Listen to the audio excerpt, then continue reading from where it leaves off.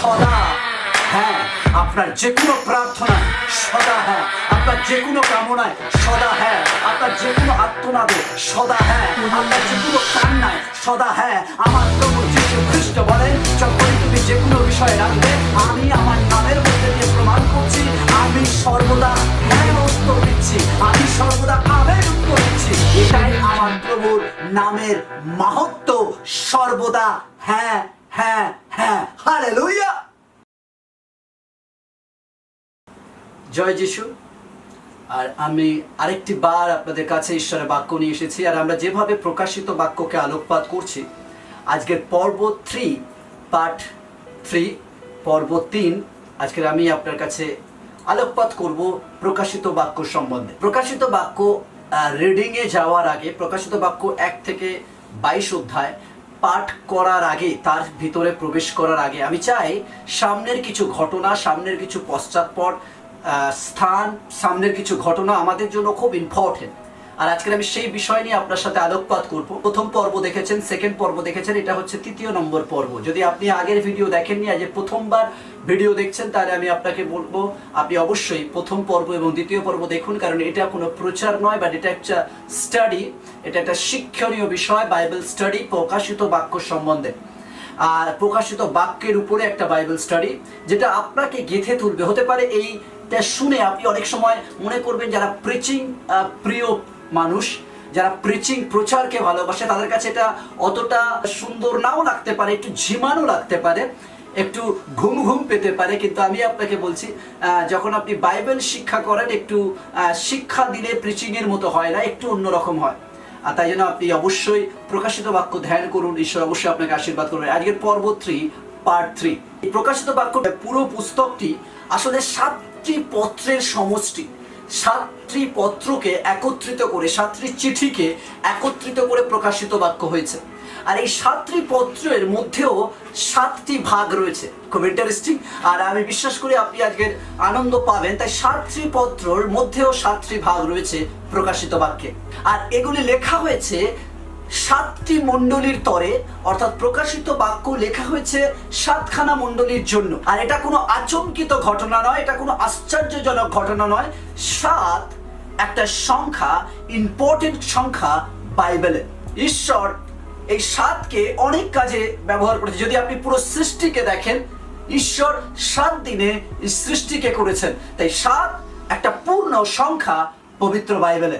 আপনি যখন প্রকাশিত বাক্য দেখবেন, এই 7 সংখ্যাকে কেন্দ্র করে প্রকাশিত বাক্য, 7টি মণ্ডলীকে কেন্দ্র করে 7টি পত্র আপনি এখানে দেখবেন, 7টি ভাগ আপনি দেখতে পাবেন। এই প্রকাশিত বাক্য যে সমস্ত মণ্ডলীকে লেখা হয়েছিল, তারা কাল্পনিক নয়, বাট সত্য। মনে রাখবেন, এটা কোনো কাল্পনিক ঘটনা নয়, বাট 7টা মণ্ডলী সত্য মণ্ডলী। আর এই সত্য মণ্ডলীকে কেন্দ্র করে প্রকাশিত বাক্য লেখা হয়েছে। আমি অনেক সময় দেখেছি, বিশেষ করে মণ্ডলীতে এবং সানডে স্কুলে, অনেক সময় বিশেষ করে সানডে স্কুলের টিচাররা, তারা যখন গল্প বলেন, বাইবেল থেকে গল্প তুলে ধরেন, এবং অনেক টেরা রয়েছে, তারা যখন বাইবেলের গল্পকে ব্যাখ্যা করেন, এমনভাবে ব্যাখ্যা করেন যেন মরে গেছে, যেন কোনো কাল্পনিক ঘটনা বলছে। এমনভাবে ধীরে ধীরে মিড়মিড় করে গল্পগুলোকে ব্যক্ত করেন। বাট যখন আপনি জেনে রাখবেন যে বাইবেল সত্য, বাইবেল রিয়েল, তখন আপনার বলার এক্সপ্রেশন অন্যরকম হয়ে যাবে, আপনার স্বর পাল্টে যাবে। যখন দেখবেন যে বাইবেল আসলে সত্য, যখন আপনি বিশ্বাস করবেন, আপনার আওয়াজ পাল্টে যাবে, আপনার ঘটনার বর্ণনার মাধ্যমটা টোটালি চেঞ্জ হয়ে যাবে।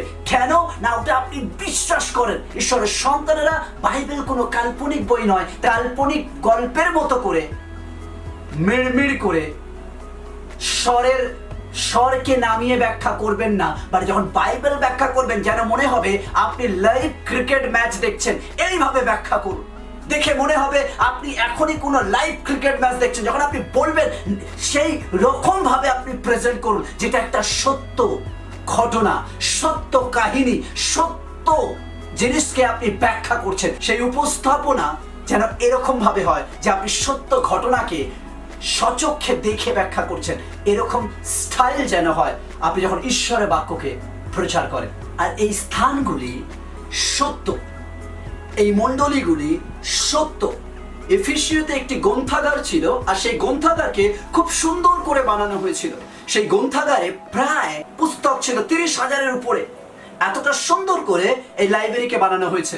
কিন্তু আমি আপনাদেরকে একটা চিত্র দেখাতে চাই, যে চিত্রটা আপনি স্ক্রিনে দেখছেন। আপনি যদি এই চিত্রটাকে ভালো করে দেখেন তাহলে দেখবেন যে এই লাইব্রেরির নিচে মাটির তলায় যাওয়ার জন্য সুড়ঙ্গ ছিল, আর সেই সুড়ঙ্গে দিয়ে ভিতরে যখন আপনি প্রবেশ করবেন সেখানে পতিতালয় ছিল।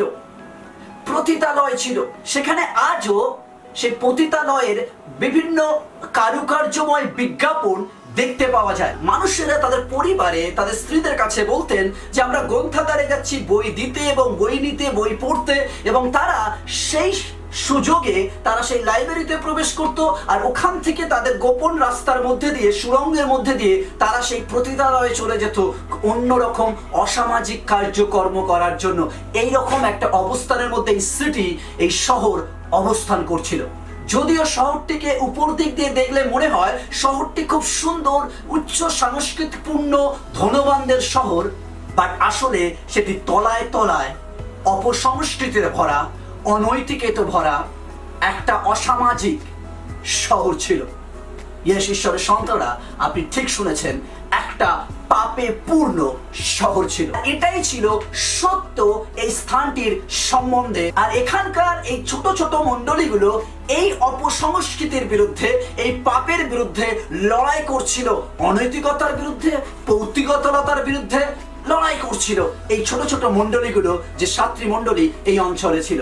আর এখানে ডায়নার মন্দির ছিল প্রায় 90 ফুট উঁচু, কয়েকটি ইটের স্তম্ভ দিয়ে তৈরি। আর এর আজও দু একটি স্তম্ভ দাঁড়িয়ে রয়েছে দেখা যায়। আর এই 90 ফিট উঁচু 2 স্তম্ভের কাছে একটি ছোট ইটের তৈরি খ্রিস্টীয় মণ্ডলী দেখতে পাওয়া যায়। পরবর্তীকালে খ্রিস্টীয় বিশ্বাসীরা এখানে একটি ছোট মণ্ডলী তৈরি করেছিলেন। এখানে তারা আরাধনা করত জীবন্ত ঈশ্বরের। ঠিক সেই সময় শেষের দিকে মন্দির, অবিশ্বাসীদের মন্দির ধ্বংস তো হচ্ছিল, আর খ্রিস্টীয় বিশ্বাসীদের মণ্ডলী বৃদ্ধি পাচ্ছিল।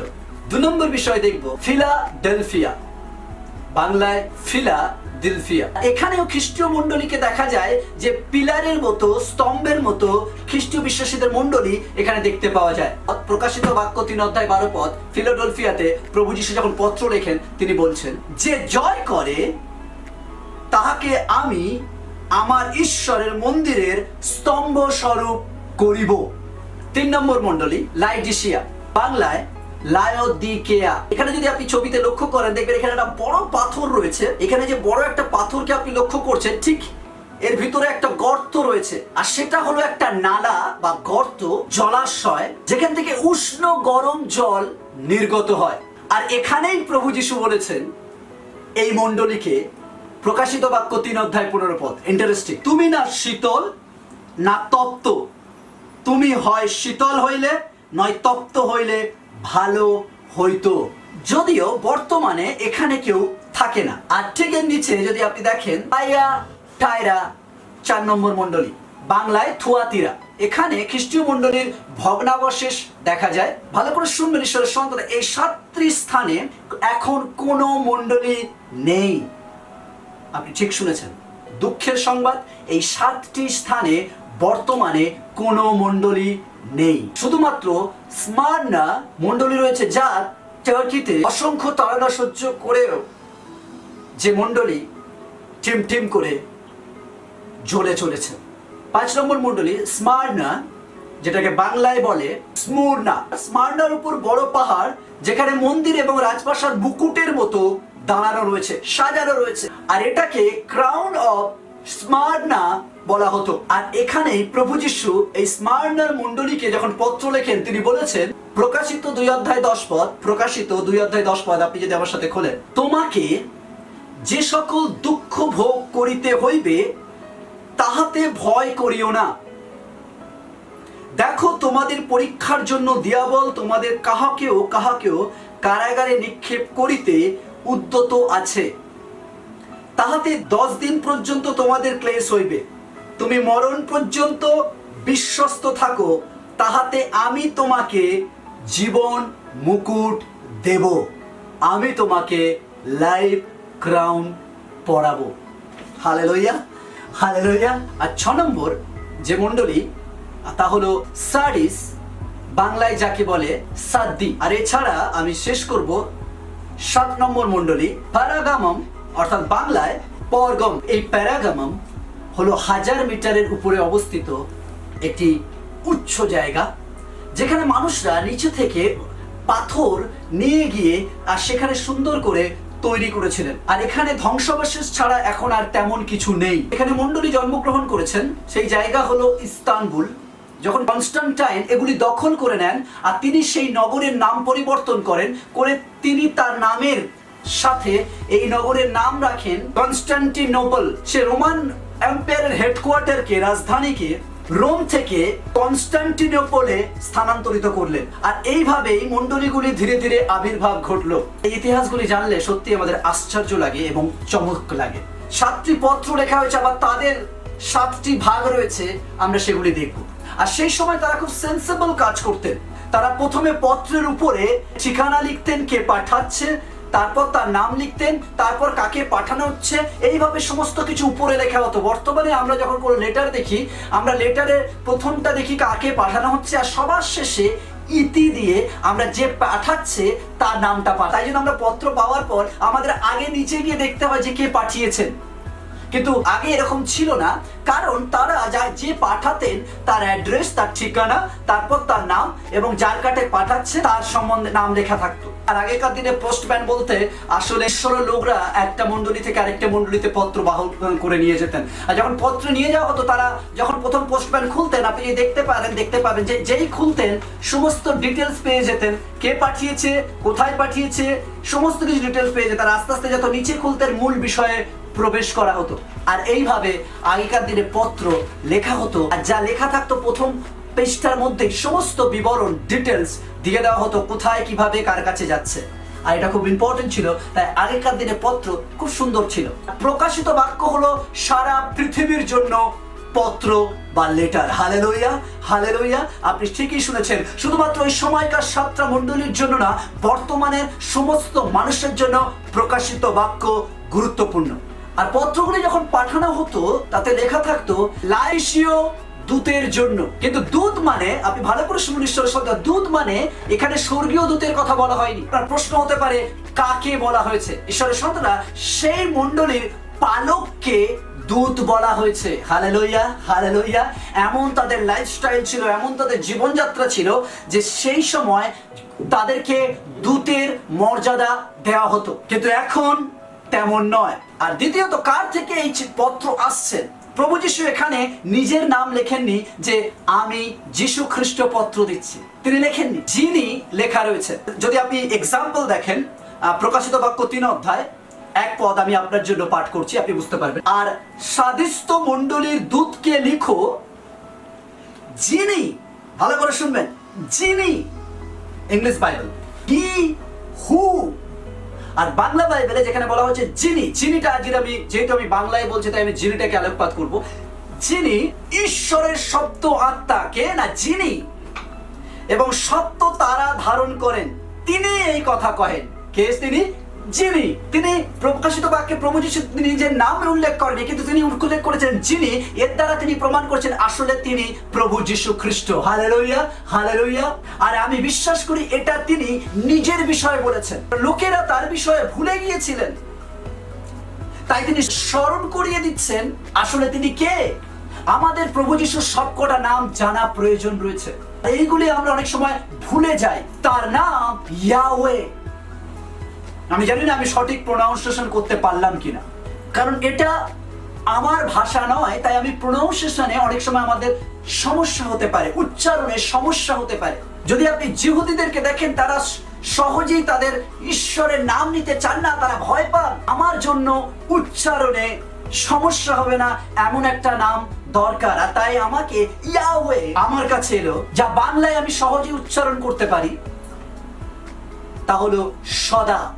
আমি খুব খুশি আমার ঈশ্বরের নাম সদা, যেটাকে ইংলিশে বলে অলওয়েজ, অলওয়েজ। আর এই নামের হচ্ছে সদা আমার সাহায্যকারী, সর্বদা আমার সাহায্যকারী, অলওয়েজ মাই হেল্প। আর প্রভু যিশুর প্রায় 300টা নামের মধ্যে আমার সবচেয়ে ভালো লাগে যে নাম, সেটা হচ্ছে ইয়েস, বা বাংলায় হ্যাঁ। কারণ তিনি হলেন ঈশ্বরের প্রত্যেকটা প্রতিজ্ঞার উত্তর, হ্যাঁ, ইয়েস। পিতার নাম সদা আর পুত্রের নাম হ্যাঁ, অর্থাৎ যুক্ত করলে, পিতা পুত্র যুক্ত করলে হয় সদা হ্যাঁ। আপনার যে কোনো প্রার্থনায় সদা হ্যাঁ, আপনার যে কোনো কামনায় সদা হ্যাঁ, আপনার যে কোনো আত্মনাদে সদা হ্যাঁ, আপনার যে কোনো কান্নায় সদা হ্যাঁ। আমার প্রভু যীশু খ্রিস্ট বলেন, যখনই তুমি যে কোনো বিষয়ে ডাকবে, আমি আমার নামের মধ্যে দিয়ে প্রমাণ করছি, আমি সর্বদা হ্যাঁ উত্তর দিচ্ছি, আমি সর্বদা আমেন উত্তর দিচ্ছি। এটাই আমার প্রভুর নামের মাহাত্ম্য, সর্বদা হ্যাঁ হ্যাঁ হ্যাঁ। হালেলুয়া। আর তৃতীয় বিষয় হলো সম্মতি। এখানে প্রভু যিশুর কাছে বিষয় শেখার আছে। তিনি শিখিয়েছেন, যদি কাউকে কিছু বিষয়ে বকার প্রয়োজন রয়েছে, ধমক দেওয়ার প্রয়োজন রয়েছে, আগে তাকে প্রশংসা করুন। Hallelujah, hallelujah. পার্সোনাল, ব্যক্তিগত সম্পর্কের জন্য এটা খুব গুরুত্বপূর্ণ বিষয়। আর প্রভু যিশু ঠিক একই জিনিস এই পত্রের মধ্যে তিনি করেছেন। আর সাধু পৌলও প্রতিটি মণ্ডলীর জন্য ঠিক একই রকম ভাবে পত্র লিখেছিল। যে মণ্ডলী খারাপ কাজ করছিলেন, প্রভুর বিরুদ্ধাচরণ করছিলেন, তারা প্রভুর টেবিলে মদ্যপান করছিলেন, তারা পুনরুত্থানকে মানছিলেন না, তারা একদম বিপাকে চলে গিয়েছিলেন, কিন্তু সাধু পৌল চিঠি লেখা শুরুতেই, আমি ঈশ্বরকে ধন্যবাদ দিই আমাদের আত্মিক উপহারের জন্য। তিনি সর্বসময় তার চিঠির পূর্বে কিছু পজিটিভ, ইতিবাচক দিয়ে শুরু করতেন। হালেলুয়া। একটি মাত্র মণ্ডলী যেখানে তিনি ভালো কিছু দিয়ে শুরু করতে পারেন, আর সেটা হচ্ছে গালাথীয় মণ্ডলী। তাছাড়া তিনি প্রত্যেকটি মণ্ডলীকে সুন্দর ইতিবাচক কথা দিয়ে লেখা শুরু করেছিলেন। ঠিক একই রকম ভাবে প্রভু যিশু সাধুবাদ দিয়ে তিনি তার পত্র শুরু করেছিলেন, কারণ তিনি জানতেন প্রত্যেকটা মণ্ডলী কি করছেন আর তারা কি করতে চলেছেন। যখন চিঠি শুরু করেন, সুন্দর কথা দিয়ে শুরু করেছিলেন, আর তারপর তিনি তাদের খারাপ বিষয়গুলি তুলে ধরলেন। আমরা যদি কাউকে শাসন করার হয়, ঈশ্বরের সন্তানরা আগে তাকে প্রশংসা করুন, তার ভালো জিনিসটাকে আগে গুরুত্ব দিন, আর তারপর তার খারাপ জিনিসটা আস্তে করে তাকে ধরিয়ে দিন। এই নয় তাকে আঘাত করার জন্য, কিন্তু ধরিয়ে দিন যাতে সে সহজেই পাল্টাতে পারে। এটা আমাদের দায়িত্ব। বাট আজকে আমরা মণ্ডলী আগে খারাপটাই ভৎসনা করি, তার ভালোটাই প্রশংসা করি না। বাট ঈশ্বর আমাদেরকে ডেকেছেন, শিখিয়েছেন যে আগে কাউকে বকার আগে, ভৎসনা করার আগে তাকে প্রশংসা করুন, তার ভালো জিনিসকে আগে দেখান, আর তারপর তার নেগেটিভ বিষয়গুলোকে, খারাপ বিষয়গুলোকে তুলে ধরুন। এই নয় তাকে আঘাত করার জন্য, বা তাকে সংশোধনের সুযোগ দেওয়ার জন্য। হালেলুয়া। আমাদেরকে সংশোধন করতে হবে মণ্ডলীকে, আর তাই তাকে আঘাত করার জন্য নয়, বাট সংশোধনের জন্য। অনেক সময় অনেক প্রচার আমরা করি কাউকে আঘাত করার জন্য নয়, বাট সংশোধন করার জন্য, যাতে তিনি সংশোধিত হন। হালেলুয়া। যিশু তিনি তাদেরকে ভালো কথা বলেছেন, তারপর তিনি বলেছেন, তোমার সব ভালো আছে, কিন্তু তোমার বিরুদ্ধে আমার কথা আছে। Hallelujah, hallelujah. অনেক সময় বাইবেলে অনেক পদের মধ্যে দেখবেন কিন্তু, বা এই শব্দগুলো রয়েছে। আপনি যদি তার আগে অবধি পড়েন, তার পরে না পড়েন, তাহলে আপনি বড় মিস করবেন। তাই আমাদের পুরোটা ইম্পর্টেন্ট। তাই তিনি আমাদেরকে প্রশংসা করে, কিন্তু তারপরে বলেন, কিন্তু তোমার বিরুদ্ধে আমার কথা আছে। তারপর তিনি তাদেরকে পরামর্শ দেন যে কি করলে মণ্ডলী সঠিকভাবে চলতে পারে। আর এটা আমাদের দায়িত্ব। আজকের সময় আমরা শুধু ভয় দেখাবো না, কিন্তু আমাদের উচিত যে মণ্ডলী, বিশ্বাসী ভাই বোন কিভাবে যাবে সেটা পরামর্শ আকারে, ভয়ের আকারে নয়। প্রকাশিত বাক্য ভয় দেখায় না, বাট প্রকাশিত বাক্য আমাদের চেতনা দেয়, পরামর্শ দেয় প্রভু যিশু। হালেলুয়া। তুমি যদি আমার পরামর্শ না নাও আর মণ্ডলীকে সঠিকভাবে যদি না চালাও, তাহলে আমি মণ্ডলীকে বন্ধ করে দেব। হালেলুয়া। আপনি ঠিক শুনেছেন, বন্ধ করে দেব। প্রভু যিশু শুধুমাত্র মণ্ডলী শুরু করতে পারেন তা না, তিনি মণ্ডলীকে বন্ধ করে দিতে পারেন যদি আপনি তার কথা, তার মতে না চলছেন, নিজেকে সংশোধন না করছেন। আপনি পড়ে যেতে পারেন, আপনি খারাপ কাজ করতে পারেন, আপনি পাপের মধ্যে আবদ্ধ হতে পারেন, কিন্তু যদি তার পরামর্শ মতো, প্রভু যিশুর পরামর্শ মতো আবার ঘুরে না দাঁড়াতে পারেন, তাহলে তিনি মণ্ডলী বন্ধ করে দেবেন। কারণ মণ্ডলী লোকেরা সেই আলোকে ঝাপসা করে দিয়েছে, অন্যদেরকে বিভ্রান্তির দিকে নিয়ে যাচ্ছে। তিনি প্রতিটা মণ্ডলীকে সুযোগ দেন যাতে প্রতিটা মণ্ডলী সমস্ত কিছু ঠিক করে নেয়। তার আসার আগে যেন আমরা গুছিয়ে নিতে পারি, আমাদের ভুল শুধরে নিতে পারি, নিজেদেরকে সংশোধন করে নিতে পারি। তো তিনি পরামর্শ দেন তা নয়, তারপর তিনি আশ্বাস বাণীও শোনান। হালেলুয়া। লোক আপনাকে ভয় দেখাচ্ছে, তাদের জন্য আমি বলি আমার প্রকাশিত বাক্য ভয় দেখায় না, বাট পরামর্শ দেয়। শুধু পরামর্শ দেয় না, আশ্বাস বাণীও শোনায়। হালেলুয়া। প্রকাশিত বাক্য আশ্বাসের কথা শোনায়, হোপের কথা শোনায়, আশার কথা শোনায়। যতক্ষণ না মণ্ডলীর ভিতরের সমস্যাকে আমরা সমাধান করতে পারছি, ততক্ষণ আমরা বাইরের সাথে লড়তে পারবো না। আগে ভিতরটাকে সুন্দর করে গুছিয়ে নিতে হবে, মণ্ডলীর মধ্যে একতা তৈরি করতে হবে, মণ্ডলীর মধ্যে প্রার্থনাশীল মণ্ডলী তৈরি করতে হবে, মণ্ডলীর মধ্যে বাইবেল পাঠের মণ্ডলী তৈরি করতে হবে, একে অপরের মধ্যে ঘৃণা দূর করতে হবে, একে অপরকে ক্ষতি করার মানসিকতা দূর করতে হবে। একজন যদি পড়ে যাচ্ছে, আমাদের আরেকজন তাকে তুলে ধরতে হবে, নাকি তাকে সমালোচনা করে ডুবিয়ে দিলে হবে না। তার খারাপ বিষয়গুলো, তার পাস্টগুলোকে, তার অতীতগুলোকে খোঁচা মেরে তাকে আরো রক্তাক্ত করে জড়িত করলে হবে না। আমাদেরকে তাকে ধুয়ে মুছে পরিষ্কার করে তুলতে হবে। যতক্ষণ না আমরা মণ্ডলের ভিতরে বিশ্বাসীদের মধ্যে সঠিক সম্পর্ক গড়ে তুলবো, বিশ্বাসীদের মধ্যে একটা মজবুত সম্পর্ক গড়ে তুলবো, ততক্ষণ আমরা বাইরের শক্তির সাথে লড়তে পারবো না। তাই এখন আমাদের সময়, দ্বিতীয় আগমনের আগে আসুন আমাদের মণ্ডলের ভিতরগুলোকে পরিষ্কার করে নিই। যদি আমরা ভিতরগুলোকে পরিষ্কার করে নিতে পারি, আমাদের মণ্ডলীকে যদি একটা সঠিক মণ্ডলীতে দাঁড় করিয়ে নিতে পারি, আমাদের মণ্ডলীকে যদি একটা সঠিক জায়গায় তৈরি করে নিতে পারি, তাহলে আমরা বাইরের বিরুদ্ধে লড়তে পারবো, শয়তানের বিরুদ্ধে লড়তে পারবো। এখন আমাদের সময় মণ্ডলীর ভিতরকে তৈরি করা, মণ্ডলীর ভিতরটাকে পরিষ্কার করা, মণ্ডলীর ভিতরটাকে নতুন করে গড়ে নেওয়া, সাজিয়ে নেওয়া। এটা কঠিন বিষয়। যখন মণ্ডলীর ভিতর থেকে সমস্যা আসে, আমার ভাই, আমার বোন, আমার বিশ্বাসী, তারা আমার বিরুদ্ধে সমালোচনা করে। হতে পারে আজকের আপনি পাস্টর, আপনি যাকে ব্যাপটিজম দিয়েছেন, সে আপনার সম্বন্ধে নেগেটিভ চিন্তা করছে, আপনাকে বিপদে ফেলার চেষ্টা করছে। নো প্রবলেম, আপনার কোনো পাস্টকে খুঁচিয়ে বের করে আনছে। ঈশ্বরের সন্তানেরা এরকম অনেক কিছু হতে পারে। আপনি যাকে সবচেয়ে বেশি ভালোবাসতেন, বিশ্বাস করতেন, সেই আপনাকে ক্ষতি করার চেষ্টা করছে। আপনার আরাধনা লিডার আপনাকে ক্ষতি করার চেষ্টা করছে, আপনার চার্চের যে এল্ডার আপনার ক্ষতি করার চেষ্টা করছে। এরকম মণ্ডলীর মধ্যে এরকম একে অপরের প্রতি ঘৃণা, বিদ্বেষ, হিংসা এগুলো চলছে। তাহলে আসুন আমরা মণ্ডলী আগে আমাদের এইগুলোকে গুছিয়ে নিই, ক্ষমা করে দিই। কেউ পড়ে গেছে, তার পাস্ট নিয়ে আমরা আনন্দ না করি, কিন্তু কি করে তাকে ফিউচারে সুন্দর বানানো যায় এটা চেষ্টা করি। কারণ ঈশ্বর আমাদেরকে এই জন্য ডেকেছে, আগে আমাদের ভিতরের সমস্যা সমাধান করতে হবে। পেরিতের মণ্ডলীর সময়ের পর থেকে আস্তে আস্তে মণ্ডলীতে ভিতর থেকে সমস্যা এসেছে, বাইরে থেকে অনেক কম এসেছে।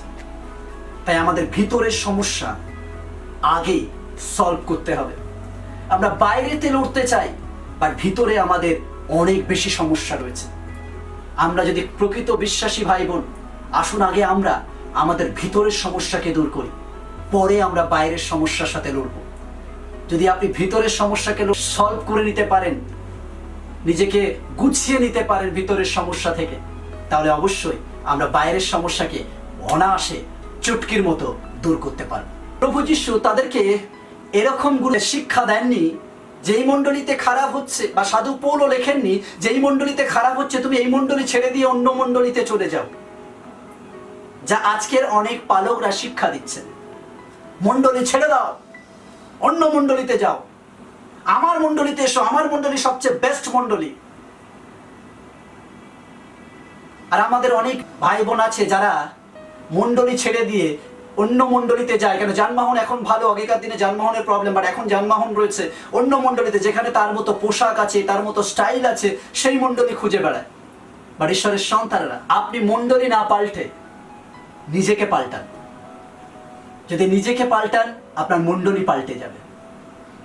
বাট আমরা এই মণ্ডলী পছন্দ না হলে গাড়ি নিয়ে অন্য মণ্ডলীতে চলে যাব, কারণ ওটা আমার জন্য ফেভারিট মণ্ডলী।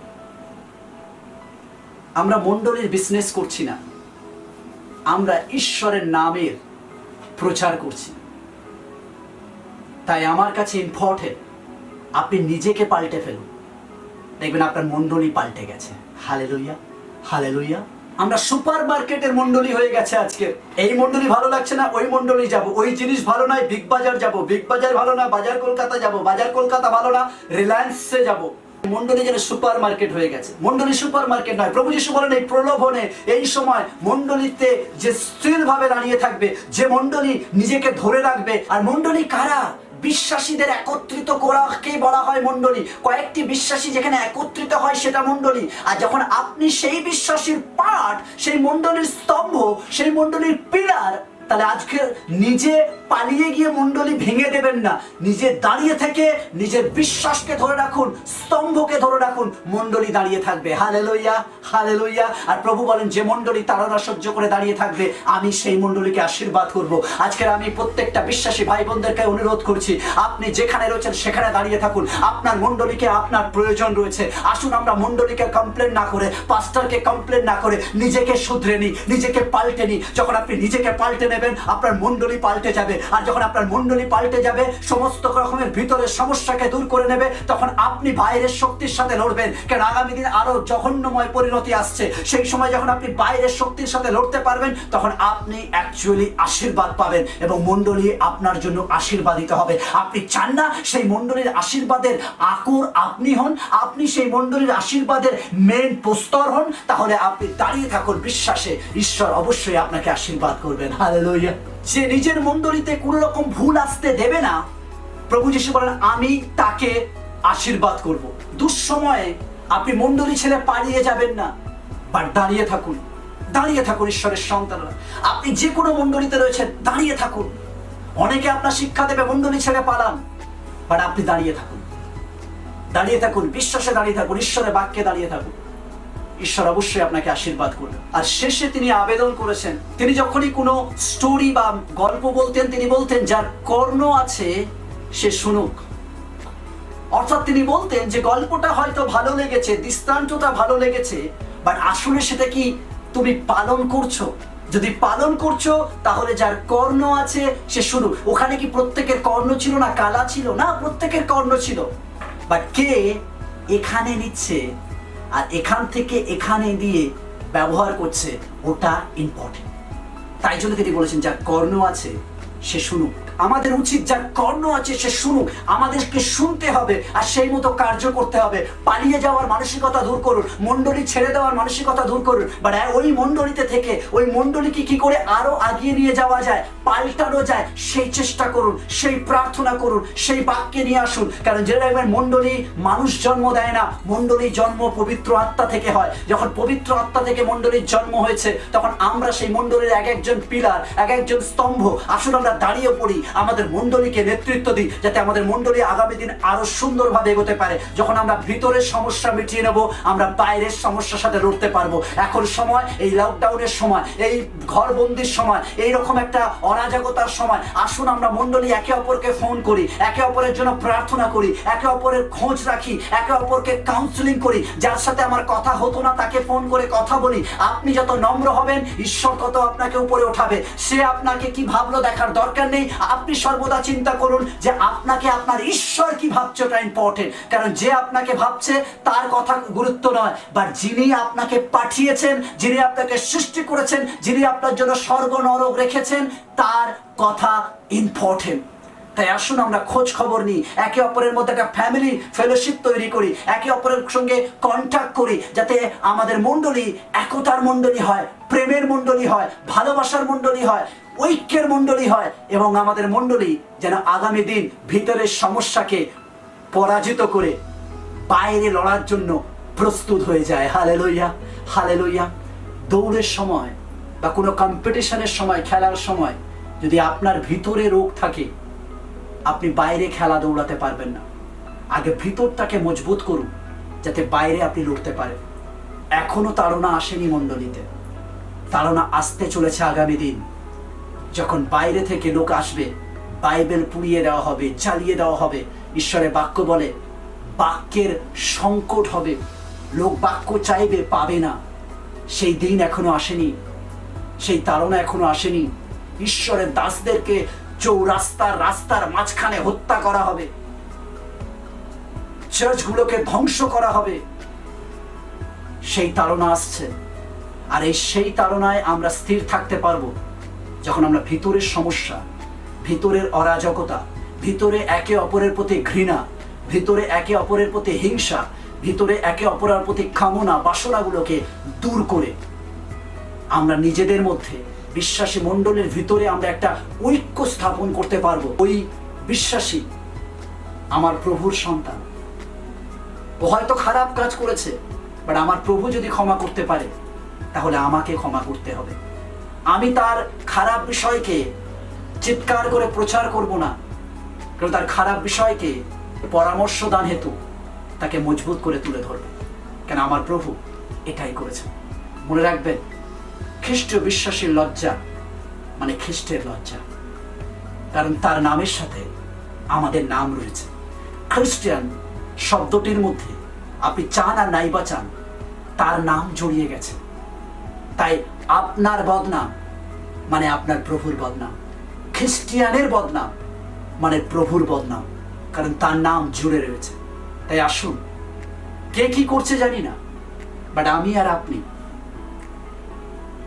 খ্রিস্টের নামকে বদনাম না করি। কোনো খ্রিস্টীয় ভাই বোন যদি পড়ে গেছে, সেটা প্রচার না করে সংশোধনের মধ্যে দিয়ে, প্রার্থনার মধ্যে দিয়ে আসুন একে অপরকে আগিয়ে নিয়ে যাই প্রভু যিশু নামে।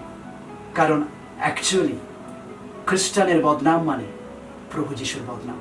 তাই আসুন প্রার্থনা করি। প্রভু, আজকের এই সকালে তোমার কাছে প্রার্থনা করি প্রভু, যেন আমাকে তুমি এমন তৈরি করো যেন আমার দিয়ে তোমার কোনো বদনাম না হয়, আমার দিয়ে তোমার কোনো